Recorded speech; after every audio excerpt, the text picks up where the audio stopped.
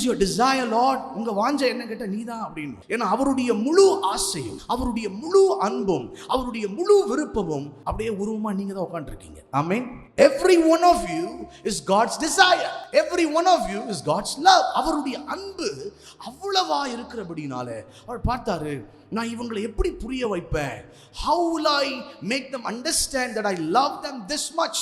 நான் இந்த அளவுக்கு இவங்களை நேசிக்கிறேன் அப்படின்னு எதினால் புரிய வைப்பேன்? ஒரு தூதனை அனுப்பியோ, ஒரு பரிசுத்தவானை அனுப்பியோ, ஒரு தீர்க்கதரிசியை அனுப்பியோ சரி வராது.